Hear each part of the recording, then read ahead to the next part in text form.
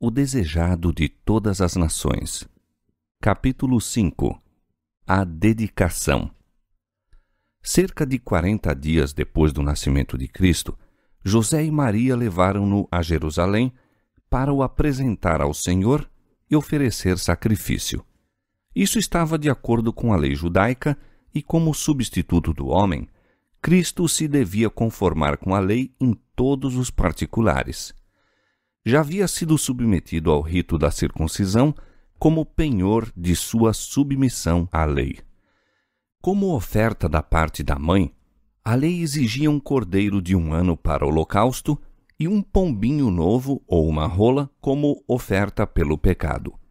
Mas a lei prescrevia que, se os pais fossem demasiadamente pobres para levar um cordeiro, seria aceito um par de rolas ou 2 pombinhos, um para holocausto e outro como oferta pelo pecado. As ofertas apresentadas ao Senhor deviam ser sem mancha.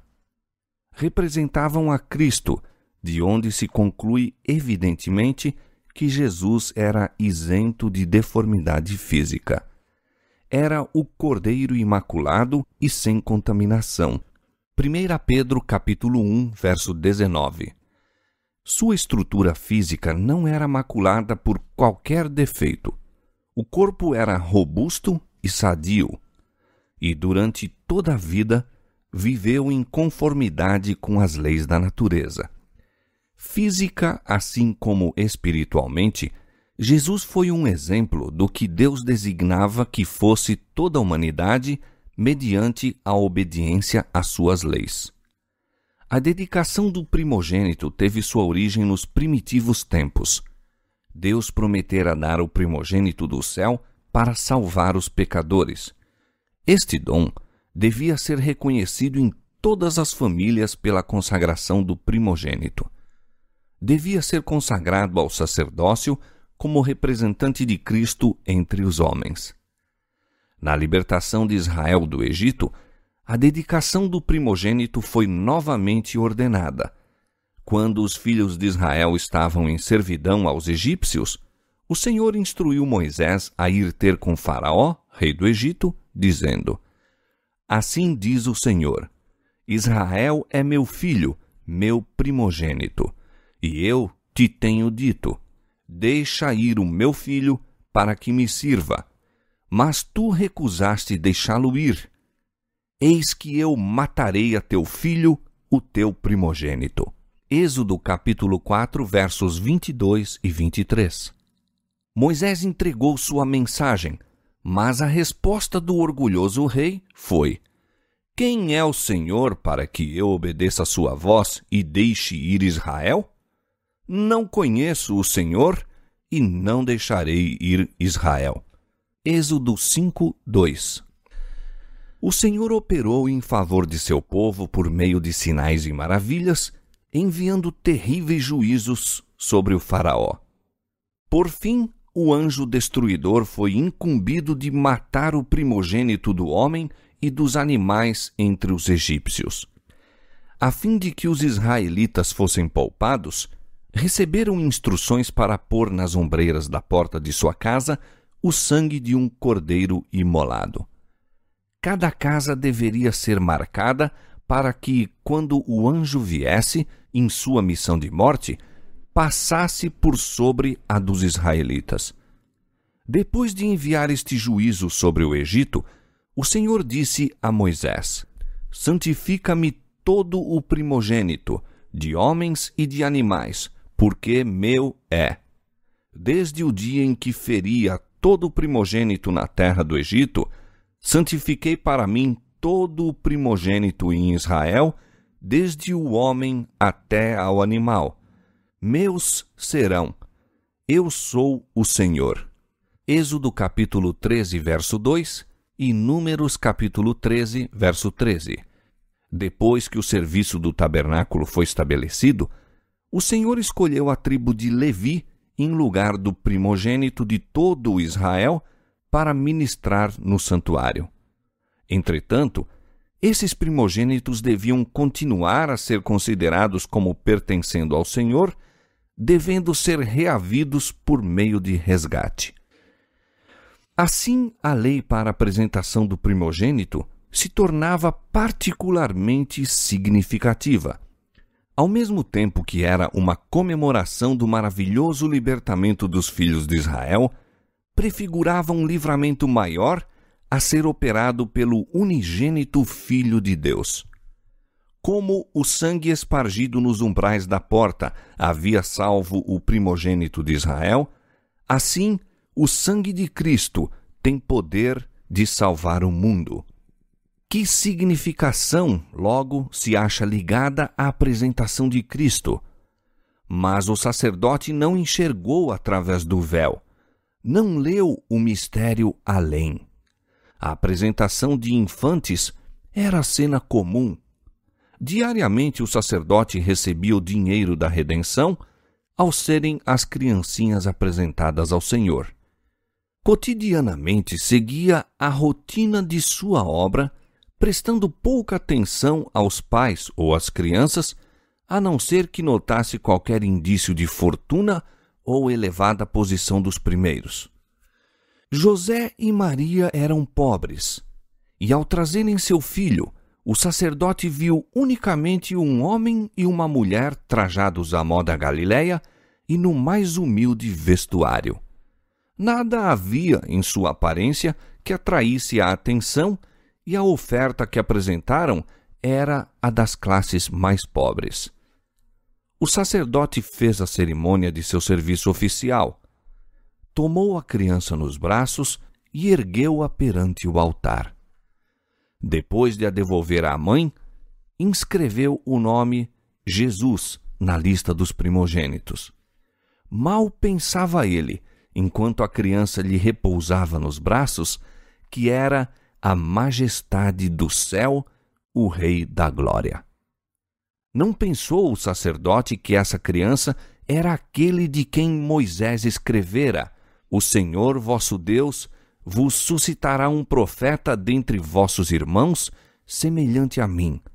A este ouvireis em tudo o que vos disser. Atos 3, 22. Não pensou que esse infante era aquele cuja glória Moisés rogara ver. Mas alguém maior do que Moisés se achava nos braços do sacerdote, e ao inscrever o nome do menino, inscrevia o daquele que era o fundamento de toda a dispensação judaica. Aquele nome devia ser sua sentença de morte, pois o sistema de sacrifícios e ofertas estava envelhecendo. O tipo havia quase atingido o antítipo, a sombra ao corpo. O Shekinah, presença visível de Deus, se afastara do santuário, mas no infante de Belém encontrava-se, velada, a glória ante a qual se curvam os anjos. Essa inconsciente criancinha era a semente prometida a quem apontava o primeiro altar construído à porta do Éden. Este era Siló, o doador de paz. Fora ele que se declarara a Moisés como o Eu Sou. Fora ele quem na coluna de fumo e fogo servira de guia a Israel. Este era aquele que os videntes haviam há muito predito. Era o desejado de todas as nações, a raiz e a geração de Davi, a resplandecente estrela da manhã. O nome daquele impotente infante, inscrito nos registros de Israel, declarando o nosso irmão, era a esperança da caída humanidade. A criança por quem fora pago o resgate era aquele que devia pagar o resgate pelos pecados do mundo. Era ele o verdadeiro sumo sacerdote sobre a casa de Deus, a cabeça de um sacerdócio perpétuo, o intercessor à destra da majestade nas alturas. Hebreus capítulo 10, verso 21, capítulo 7, verso 24 e capítulo 1, verso 3. As coisas espirituais se discernem espiritualmente. No templo, o Filho de Deus foi consagrado à obra que viera fazer. O sacerdote olhou-o como teria feito a qualquer outra criança. Mas, se bem que não visse nem sentisse nada de extraordinário, o ato de Deus em dar seu filho ao mundo não ficou despercebido. Essa ocasião não passou sem que Cristo fosse de algum modo reconhecido. Havia então em Jerusalém um homem chamado Simeão, e este homem era justo e temente a Deus e esperava a consolação de Israel. E o Espírito Santo estava nele. E tinha-lhe sido revelado pelo Espírito Santo que não veria a morte sem ver primeiro o Cristo do Senhor. Ao entrar Simeão no templo, vê uma família apresentando o primogênito ante o sacerdote. Sua aparência revela pobreza, mas Simeão compreende as advertências do Espírito e é profundamente impressionado quanto a ser o infante que está sendo apresentado ao Senhor, a consolação de Israel, aquele que anelava ver. Ao surpreendido sacerdote, Simeão parece um homem enlevado. A criança fora devolvida a Maria, e ele a toma nos braços e apresenta a Deus, enquanto sua alma é possuída de uma alegria que nunca dantes experimentara. Ao levantar o infante Salvador para o céu, diz: Agora, Senhor, despede em paz o teu servo, segundo a tua palavra, pois já os meus olhos viram a tua salvação, a qual tu preparaste perante a face de todos os povos, luz para alumiar as nações e para a glória de teu povo Israel. O espírito de profecia estava sobre este homem de Deus, e enquanto José e Maria ali permaneciam, admirando-se de suas palavras, ele os abençoou e disse a Maria: Eis que este é posto para queda e elevação de muitos em Israel, e para sinal que é contraditado, e uma espada traspassará também a tua própria alma, para que se manifestem os pensamentos de muitos corações. Também Ana, uma profetisa, entrou e confirmou o testemunho de Simeão a respeito de Cristo. Ao falar Simeão, seu rosto iluminou-se com a glória de Deus, e ela derramou suas sinceras ações de graças por lhe haver sido permitido contemplar o Cristo do Senhor. Estes humildes adoradores não haviam estudado em vão as profecias, mas os que ocupavam posições de príncipes e sacerdotes em Israel, conquanto tivessem igualmente diante de si as preciosas declarações dos profetas, não estavam andando no caminho do Senhor, e seus olhos não se achavam abertos para contemplar a luz da vida. Assim é ainda.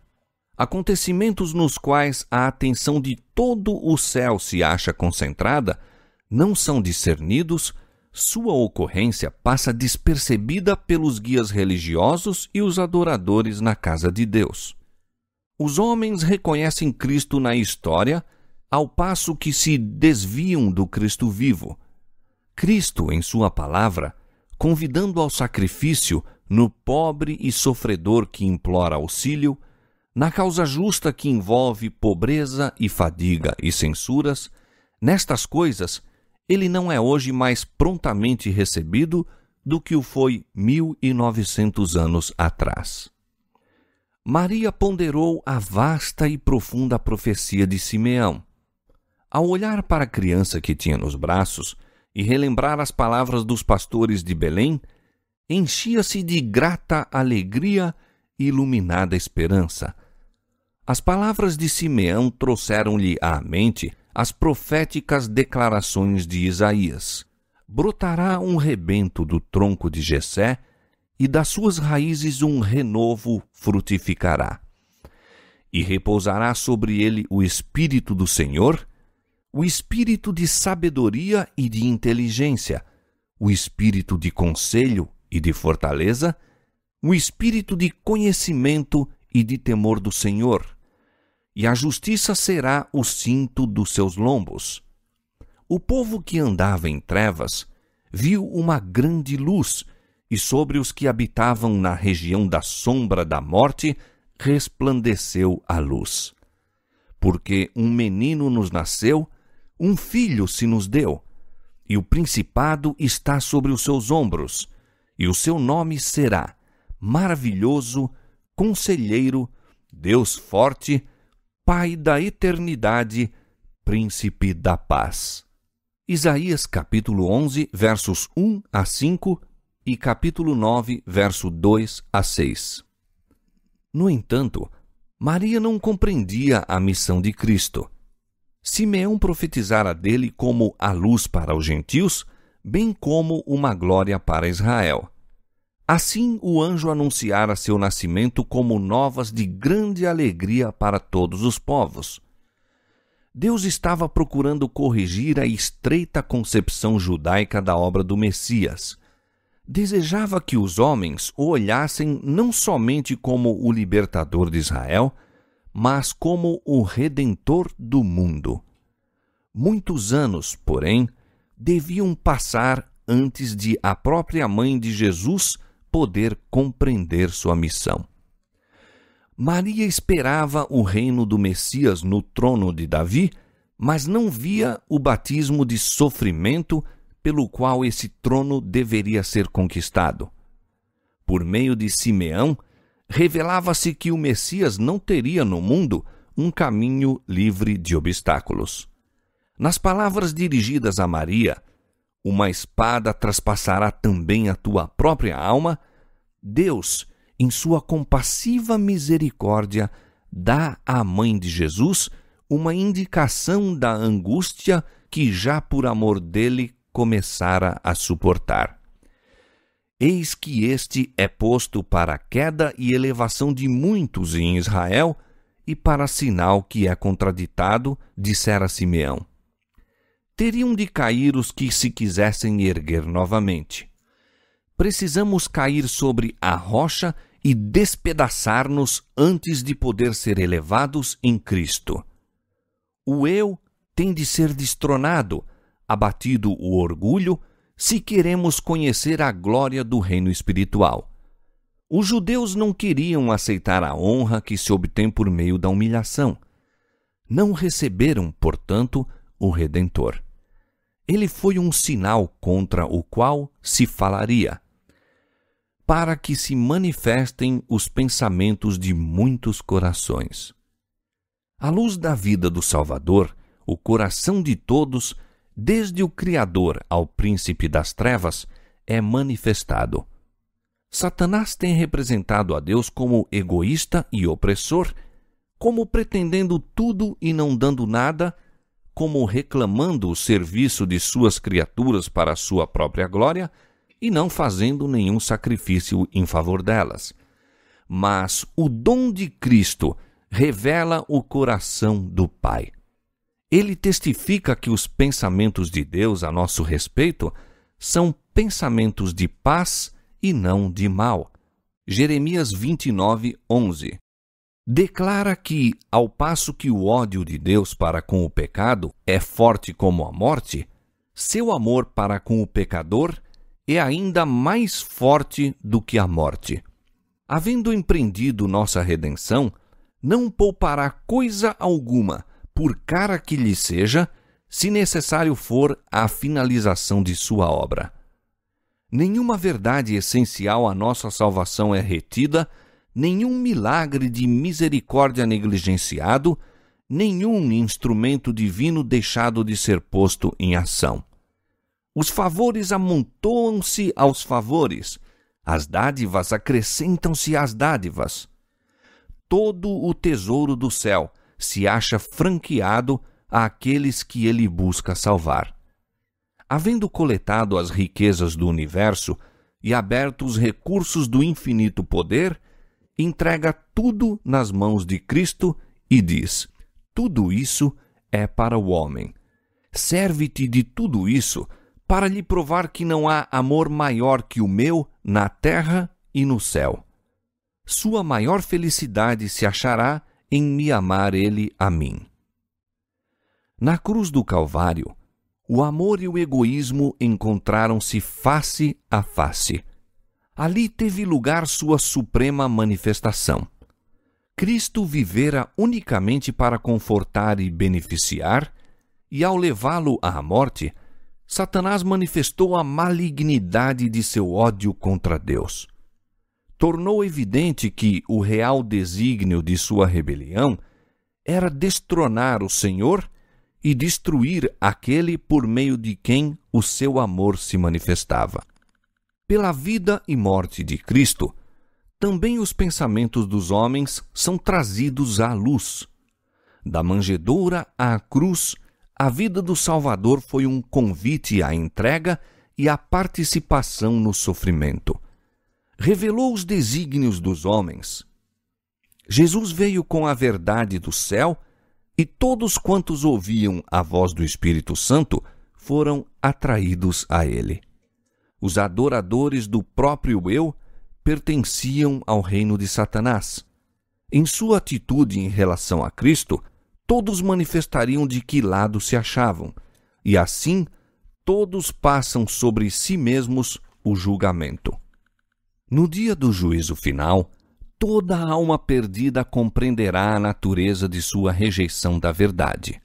A cruz será apresentada e sua real significação será vista por todo espírito que foi cegado pela transgressão. Ante a visão do Calvário, com sua misteriosa vítima, achar-se-ão condenados os pecadores. Toda a falsa desculpa será banida. A apostasia humana aparecerá em seu odioso caráter. Os homens verão o que foi sua escolha. Toda a questão de verdade e de erro, na longa controvérsia, terá então sido esclarecida. No juízo do universo, Deus ficará isento de culpa pela existência ou continuação do mal. Será demonstrado que os decretos divinos não são cúmplices do pecado. Não havia defeito no governo de Deus, nenhum motivo de desafeto. Quando os pensamentos de todos os corações forem revelados, tanto os leais como os rebeldes se unirão em declarar: justos e verdadeiros são os teus caminhos, ó Rei dos Santos. Quem não te temerá, Senhor, e não magnificará o teu nome? Porque os teus juízos são manifestos.